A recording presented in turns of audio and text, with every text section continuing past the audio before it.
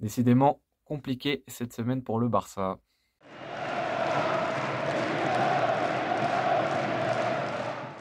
Donc on se retrouve en ce dimanche de marathon des classicos, premier classico, première défaite. Voilà, Barça qui perd 3-1 contre le Real de Madrid au Santiago Bernabéu.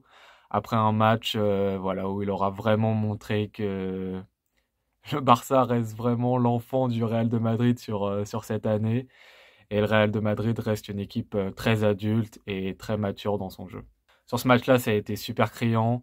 Parce que finalement, en fait, le Real, ils n'ont pas été dans leur meilleure version, dans leur meilleur jour. Ils se sont pas créés énormément d'occasions. Le Barça non plus, j'y reviendrai juste après. Mais voilà, le Real, c'est efficace et ça va au fond, hein, quand faut y aller, quand faut appuyer, quand faut forcer sur la défense du Barça, quand faut marquer le but. Le Real, il tergiverse pas, hein. Il tergiverse pas Milan et il marque. Et c'est ça qui a fait la différence ce soir. Ça s'est vu et ça s'est vu et ça se traduit en fait surtout par des énormes erreurs de la part du Barça, des énormes erreurs qui ont permis au Real de marquer les 3 buts.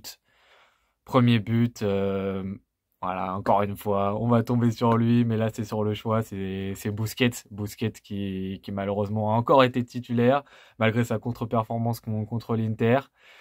Et voilà, et il arrive à laisser Kroos prendre le temps d'ajuster une très belle passe en profondeur pour Vinicius qui est dans le dos de Roberto. Alors, bien sûr, on peut se dire sur le but, Sergio Roberto, il est pas là, il se fait larguer par Vinicius, mais oui, oui, ah oui, évidemment, de base, Vinicius va plus vite que Sergio Roberto et Vinicius met à la bande Roberto. Donc, moi, je mettrais pas la faute sur Sergi, mais plutôt sur Busquets qui voilà, qui sur l'action laisse dans un canapé Kroos, qui se fait passer en vitesse par Kroos pour se faire passer en vitesse par Kroos. Encore une fois, c'est que voilà, ça commence à être très compliqué.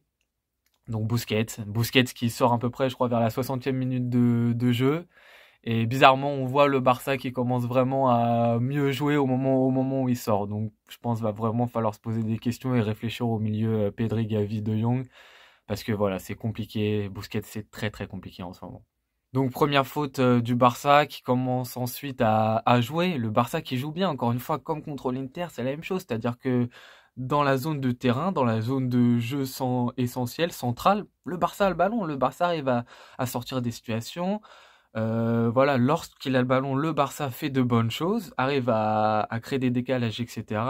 De la même manière, quand il est en position un peu plus en mode défensif et que l'adversaire a le ballon, le Barça presse très bien, met un très bon contre-pressing en place, arrive à récupérer des ballons. Le Real Madrid n'a pas vraiment su développer son jeu habituel, a plutôt attendu et n'a pas réussi à vraiment exploiter des contres. Vinicius a très rarement pris le dessus finalement sur Sergio Roberto. Pourtant, pas compliqué de prendre le dessus. Et quand on a vu la composition au début, on s'est dit, oula, Sergio Roberto face à Vinicius, ça va faire très mal. On a vu le but à la 12e minute, on s'est dit, bon, ouais, ça va être très très compliqué. Mais finalement, pas tant que ça. Benzema assez invisible aussi du côté offensif de la part du Real.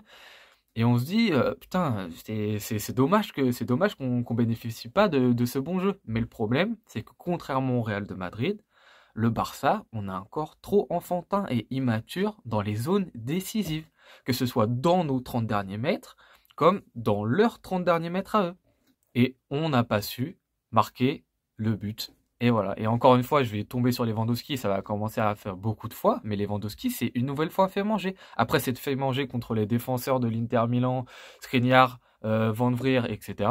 Là, il s'est fait manger par Militao. Militao était en individuel sur Lewandowski. Lewandowski s'est fait manger sur tous les duels. Sur tous les duels. Et encore une fois, je suis désolé, je suis dur avec lui parce que oui, quand tu as un joueur en individuel, forcément, il y a des chances que le rapport de force, tu le perdes contre Militao. Parce que lui, c'est le défenseur et normalement, il doit te prendre plus de ballons. Mais Lewandowski, c'est pas. Il en a quelques-uns et Militao en a un petit peu plus que lui. C'est vraiment Militao à 90% des duels gagnés. Et quand le ballon est dans la surface, quand il faut faire les bons gestes, Lewandowski fait pas les bons gestes. Et on l'a recruté pour ça. On l'a recruté pour être meilleur et plus performant qu'un Aubameyang qu'on avait avant. Et pour l'instant, il est super performant contre les petites équipes, contre Mallorca, contre Pitzel en Ligue des Champions. Mais bizarrement, contre le Bayern, il n'a pas été présent. Contre l'Inter, les 2 matchs, il n'a pas été présent, même s'il a mis 2 buts sur le match retour. Mais dans l'ensemble du match, c'était pas du tout ça. Et là, ce match-là, il a totalement été absent. Et en plus, il a loupé des trucs. Il te rate un énorme loupé à 1 mètre des cages. Je sais pas comment il te la met au-dessus. Ensuite, sur le but de Torres, il te fait une magère, il la loupe totalement, ce qui fait qu'on marque. Mais en vrai, il la loupe totalement. Et c'est ça, ces petits ballons, il les a pas. Et c'est compliqué parce que c'est vraiment de base qu'on lui demande de faire. Et ensuite, pas décisif. Le Barça n'a pas été décisif dans son propre camp, à l'image d'Eric Garcia.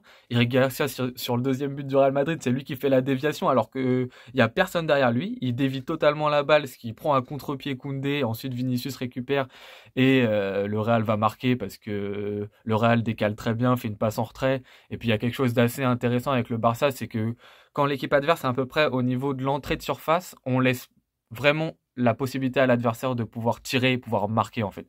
On est très sympa le Barça là-dessus. On aime bien laisser du temps. Donc comme Çalhanoğlu avec l'Inter de Milan, là on a fait la même avec Valverde. C'est-à-dire qu'ils sont à l'entrée de la surface et on se dit bon, faut échauffer un peu le gardien, du coup on va les laisser frapper. Valverde, on le sait que là depuis 1 an, le mec littéralement, il envoie des boulards et des pâtés. Le mec c'est un des meilleurs tireurs de loin du moment. Il envoie des sacoches qui finissent sur les barres transversales ou en lucarne depuis 1 an. Et non, on lui laisse à 22 mètres, tranquille, le temps de tirer et de marquer son but. Donc voilà, pas décisif.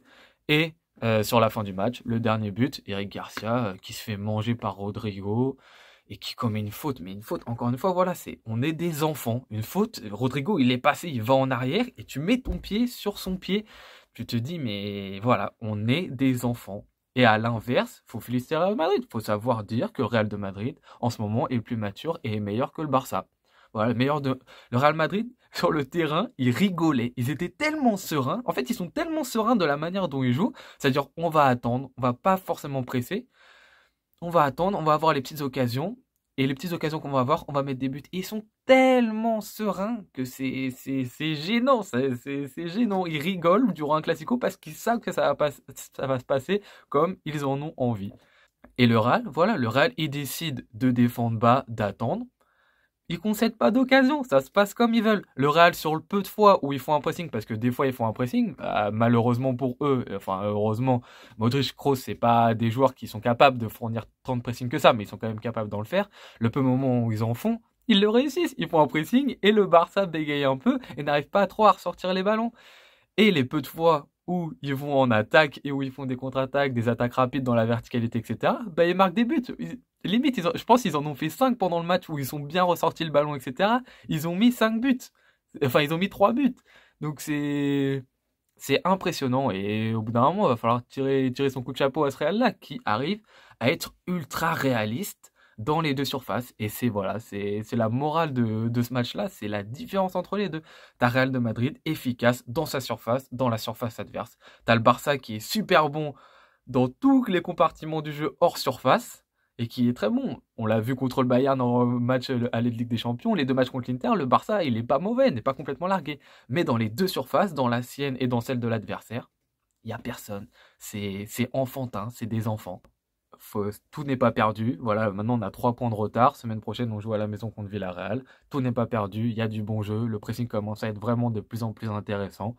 Mais faut être tueur. Et il faut aussi se trouver un leader. Il n'y a pas de leader dans cette équipe. Il n'y a aucun leader à aucun niveau. En défense, il n'y a pas de leader. Au milieu de terrain, Busquets qui pouvait être un leader. Le problème, c'est que dans le jeu, il est tellement mauvais et il apporte tellement de mal à cette équipe qu'il ne peut plus être le leader. Et en attaque, on aurait pu s'attendre à ce que Lewandowski soit leader. Lewandowski, il n'a pas l'âme d'un leader.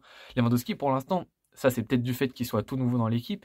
Il est trop mou, il engueule personne, il s'engueule pas lui-même. Dès qu'il y a une faute sur lui, il dit rien, il est pas là. Limite, le joueur qui a le plus de hargne, c'est Ousmane Dembélé. Donc c'est pour dire à quel point on est quand même en manque de leader. Faut qu'il y ait quelqu'un qui arrive à s'imposer dans un des postes et qui prenne le lead.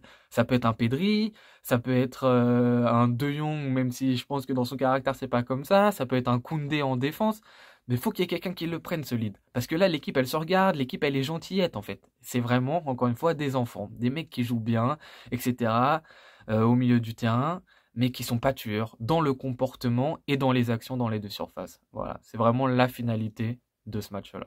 Donc voilà, c'était vite une petite réaction sur ce Classico. Voilà, encore une déception de la part du Barça qui finalement décidément a du mal vraiment avec cette semaine. Là, on va filer sur la deuxième mi-temps de Liverpool City et on enchaîne ce soir avec la réaction du PSG contre Marseille. On espère que le résultat sera plus flatteur pour le club de la capitale française. Et voilà.